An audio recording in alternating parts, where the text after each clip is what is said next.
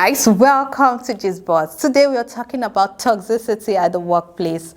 A lot of times people talk, like everybody talks about toxicity in relationship, and they go as far as giving you better ways of working out of a toxic relationship.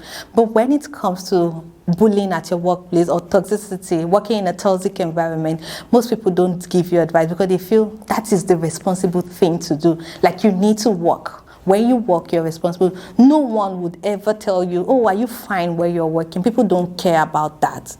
But the sad truth is, the easiest and the fastest way to kill your self-esteem and your self-worth is when you work in a toxic environment. And it's so sad that so many people take this for granted, because that is where you spend most of your time.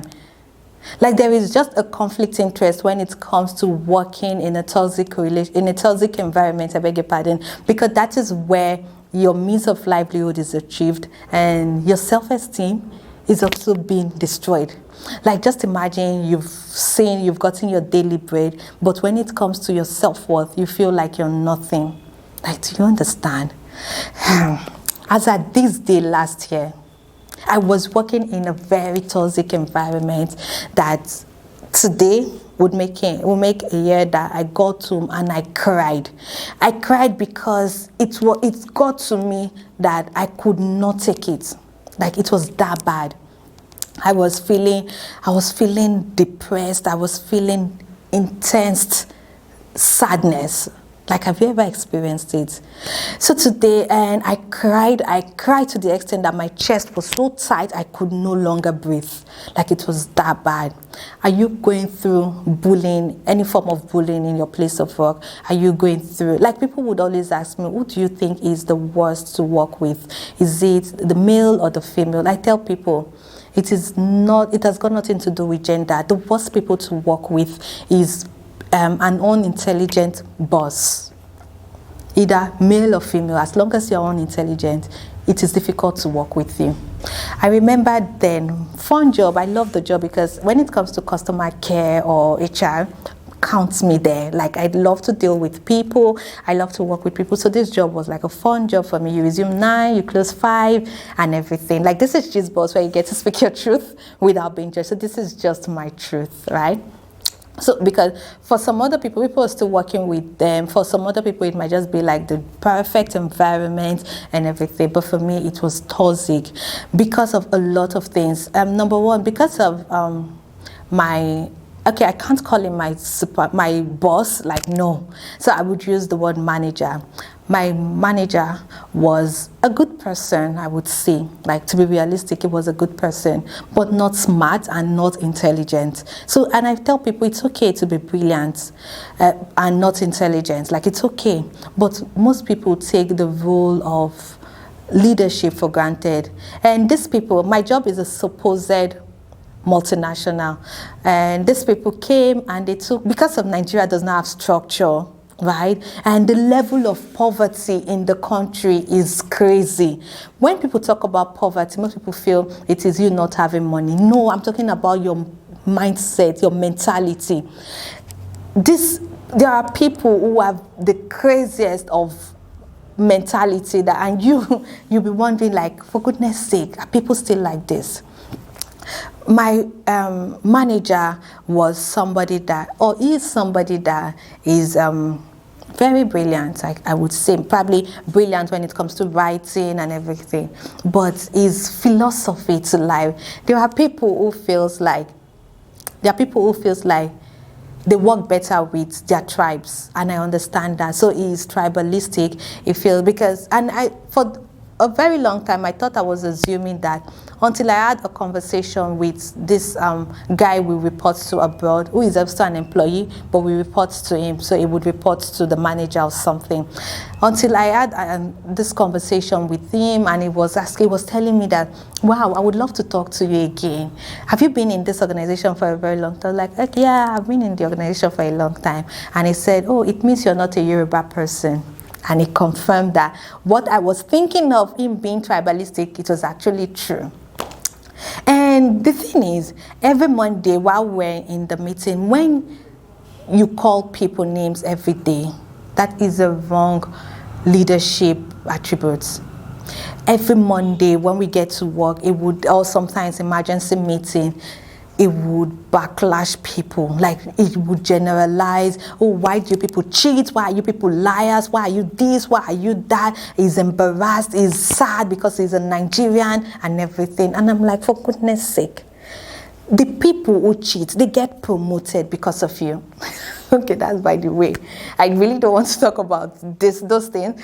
But then I'm like, for goodness sake, you complain about these things. Why do you generalize? If someone has done something wrong, why don't you call the person? Like, we were that close before that I would tell him that this is wrong, this is right. But because he is a born again, like, you know, there are some kind of born again that believes that, okay, you can just be born again, you're a Christian. For him, if you're a Muslim, you can never be promoted. And he would say it, that this person, that person can never get promoted under his nose. And I'm like, okay, so people love to deal with their same religion. But he's almost critical because aside the fact that you're a Christian, you need to be born again. And what makes it a born again is, number one, you cannot wear fitted dresses, fitted clothes. No, now you cannot be a born again. Your shoes should be like the shoe they wore 1970. Your shirt should be like old school. Like, that is his definition of a born again. And I understand that some people grew up like that. So when you want more, it means you're not born again enough. When you want promotion, when you want when you want improvement in your career, development in your career, it means you're not born again enough. And most people make it look like that in my place of work. And you see people gossiping, you see people like, okay, so I had an experience with my team leader. I really don't want to talk about that. And I realized that, okay, so before she became the team leader, I really don't know, some things went wrong and people were talking about things that I did not know people heard about, and we were just there.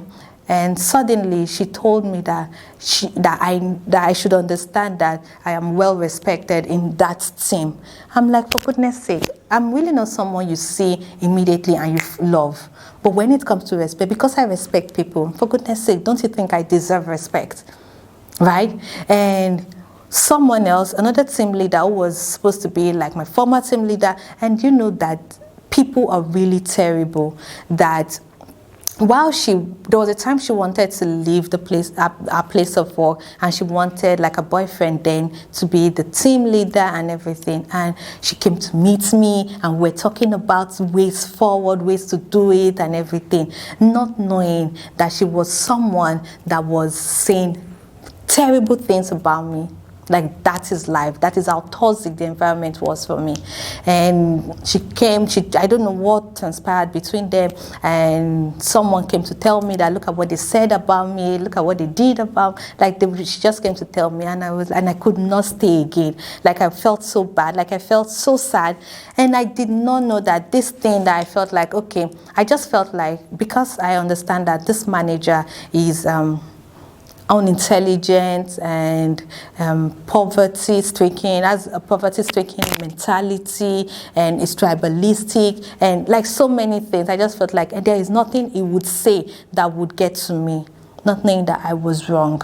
Every day that he would come and backlash, and his philosophy to work and everything wasn't just what I expected. I did not know those things were getting to me until I realized that I was unable to, like, I don't dress properly to work. I don't, like, as soon as I get to my office gates, there's this sadness. Immediately I see my gates, my office gates, the color, like till date, I still can't relate to that color. The sadness, I get this intense sadness that I feel sad all through the day. Like, it was that bad. Then another thing that I did not take note of was the fact that for so long, I was not spending my salary. I'll pay my tithe, I'll give people, I give money to monthly, and aside that, I don't spend it on myself. I give it to people, but not on myself, because I did not notice at first until I was wondering. Then another thing, but the good thing about it is I got closure from my place of work before I left. I was always wondering, why is it that this guy, okay, so right now I heard allegedly that the guy said that there's a position that they want someone to be promoted to. And the guy said the manager said nobody is fit enough to take that position. And a lot of them are sad. And within me, I'm like, for goodness sake, you people should feel good. Because that position, as soon as you're in that position, your own intelligence becomes nothing. You stop using your brain. Why? Because the thing is, whatever you call yourself, that is what people would call you. Whatever you call people that you're leading, that is what people will call you. The day the president will come out and say, people in my country are lazy, it means people will start treating me as lazy. Whatever you call yourself, your team, that is what people would call you. And I stumbled upon I found out that this team leader, this person that became our team leader, every time there is a meeting between them and the people abroad, she comes back crying, or she's sad, and every time I get to console her. And I'm like, for goodness sake. Okay, at first I really did not take it serious, but I was wondering, like, why is it that she comes out and starts crying? I'm talking about the closure I got. That why is it that she comes out most of the time and starts crying? Then I stumbled upon a mail that was sent to her. A mail from another employee, definitely, okay, yes, the person is abroad, but from another employee calling her an ingrate. And I'm like, whoa, that is it. So I understood why the old team is like that, why you cannot ask for anything. And I was wondering, like, okay, these people, these team leaders, they would talk about, oh, they should not increase salary. When they're asking them questions about the teams, they would say, oh, those people are ingrates, not knowing that they also are being treated like ingrates, right? And so in a way, I got closure from the place. I think that was why I was able to move out. But there are times you might not get closure, because I remembered why I cried on that day. I was asking my team leader, right? I was asking her that why is it that you people cannot discuss with these people abroad? Because they are not in this country, they don't understand what is going on. They don't understand why we need increments. They don't understand why we need these things that is normal for a multinational in a well-structured country. Like, they don't understand why we need. Why don't you people explain to them? And she said something that broke me completely. She said that you're talking to me because we are the same, because we are together. That if you were to be in front of that guy, that is the person we will report to in Cyprus, that if you were to be in front of him, you won't be able to talk. And I'm like, whoa. Like, that broke me. I'm laughing about it now, but it broke me completely. And I was like, why? And do you know what she said? She said, because the guy is intelligent. So it means we, living our life, living most of our days, we are not intelligent. Wow. And she said that the guy is intelligent because he studied psychology and graduated 3 years ago. And I'm like, God, are you joking with me? Like, are you joking with me? I read industrial labor relations. 1, I'm a certified counselor, and I graduated, like, I've done so many certifications, and you're telling me that this guy is more intelligent, that I won't be able to tell him what I feel or ways of making this place that I stay better or that I work better. And I was still there, broken already. Then the other team leader that we were not even talking to just heard the conversation and started supporting the other team leader. I was like, wow. And that day, that thing broke me into pieces. I got home and the cry began. So one thing is, nobody can treat you better than you would treat yourself. Nobody can take you more serious than you would take yourself. I never stopped improving on myself. I never stopped learning.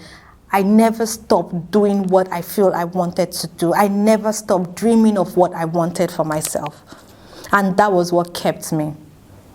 Number one, I realized I wasn't dressing well to work. Number two, I had issues with the gate, and I go to that place Monday to Friday, so there was already a problem. Number three, I wasn't spending the salary on myself.